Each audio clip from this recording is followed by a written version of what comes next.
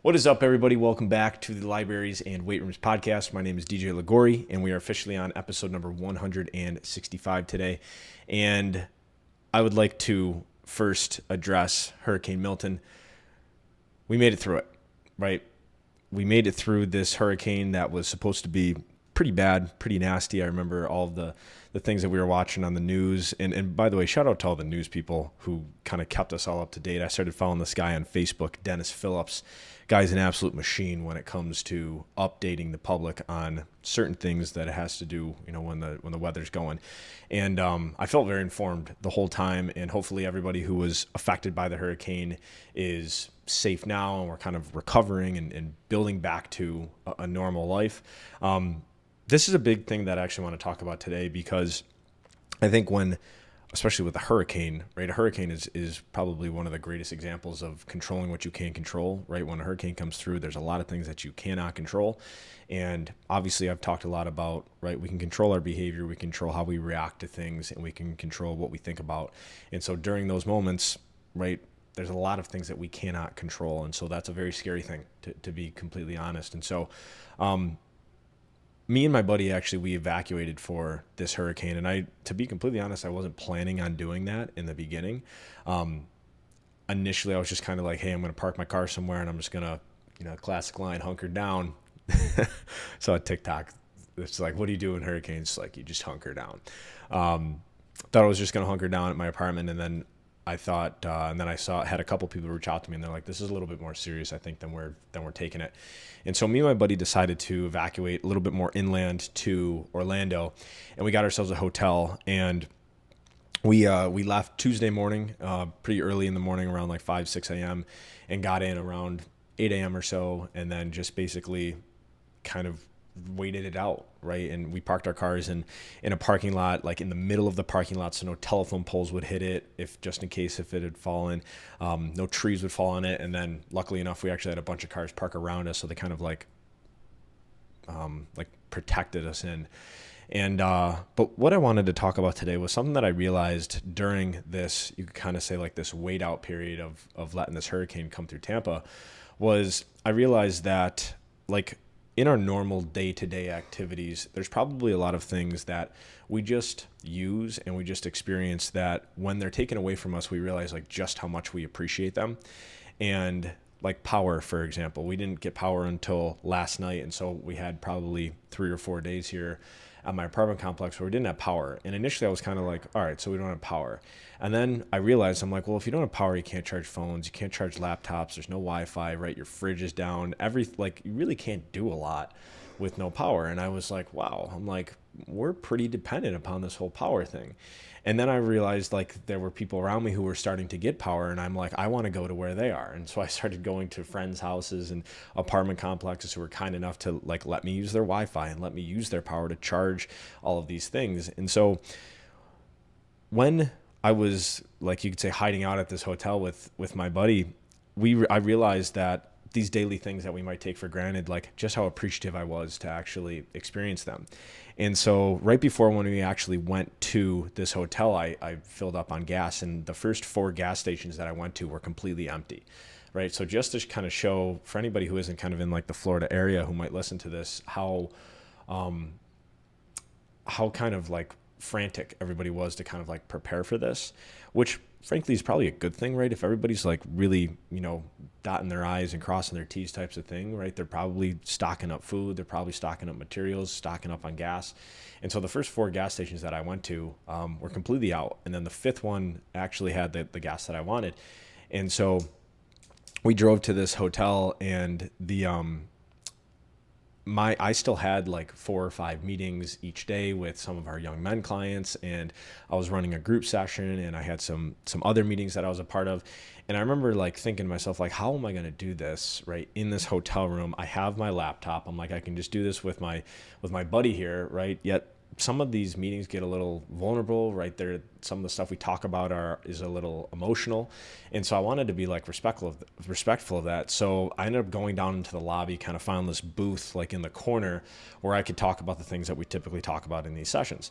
And what I realized was throughout this 3 or 4 days, I was eating a lot of cold bagels. I was eating a lot of honey and protein bars and protein shakes. It was basically anything that we had a small mini fridge, but we couldn't really, like, you can't cook chicken, right? You can't really cook rice and all these things like I typically have, right?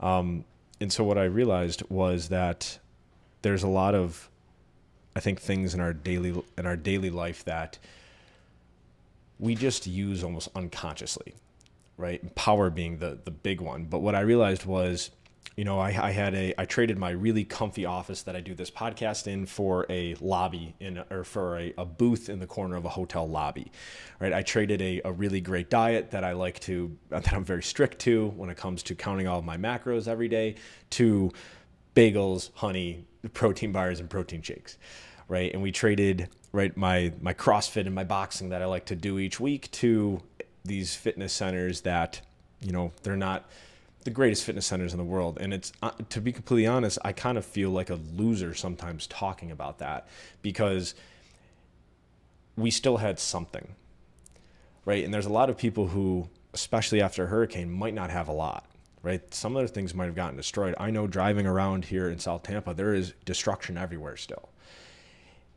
The point of this podcast, the reason that I wanted to make this podcast is that, and get this message across, is that I think if we live our life in more of a grateful state, if we live our life in more of, hey, like, I'm just happy that, like, I woke up this morning, like, that's a win, right?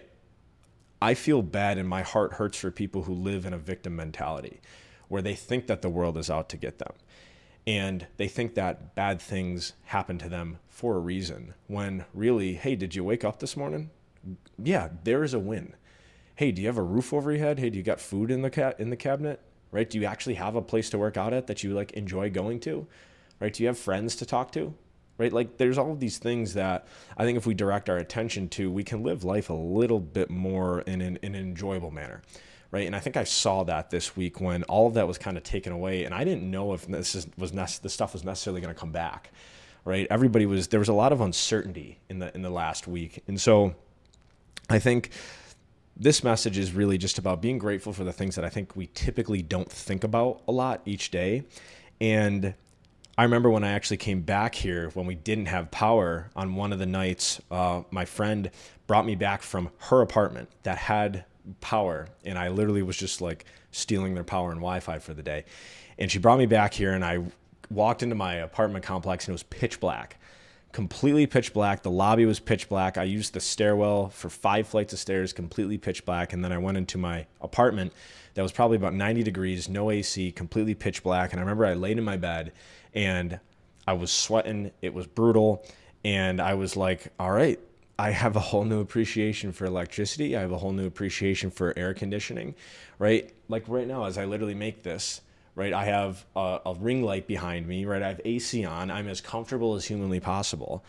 And it's like, how many times a day do I actually just sit there and just be like, I'm glad that I have these things, right? This is a really cool way to live. And this is how I think we can really push that victim mentality completely out of our awareness, because we actually just have so much in front of us if we just take the time. And I'm not saying you got to do this like every day for 20 minutes, half an hour. And I know that there's a lot of value to having gratitude practices. And I do have a gratitude practice. It works for me. It might not work for everybody. I just appreciate the fact that there's things in my life that help me live a better life and live a happier life.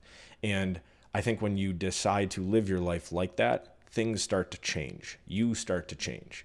And I think your external reality starts to look a little bit different, because your internal reality now has this foundation of gratitude, right? And so I think everybody, right, we can take some time this week, right, being grateful for those everyday tools, power, your car, your AC, food, right, shelter, clothing, these little things where you don't have to spend 10 minutes thinking about it. Just be like, I'm really happy that I have, like, food in the cupboard that I can actually eat. Or I'm really happy that I have a pool to swim in, right? Or I'm really happy that I have a car that turns on, right? I have buddies who, in the last Hurricane Helene, they don't have a car anymore. They're driving around rental cars that eventually they're going to have to give back, and eventually they're going to have to figure out what their next move is to get a new vehicle, right? Like, that's a problem that they have to now go solve, right? And so I think the one thing to take away from this podcast today is think about just one thing right now that you use every day that makes your life better. And just say thank you to that thing. Just a quick thank you and a quick appreciation. And as a bonus, start to do this every day, right? It takes 5 seconds, right? Just to think about that one thing. And I have a whole deconstructive gratitude practice that I do every morning, and it's absolutely phenomenal. It really helps me just with changing my state, changing the way that I feel, which then carries over into the whole rest of my day.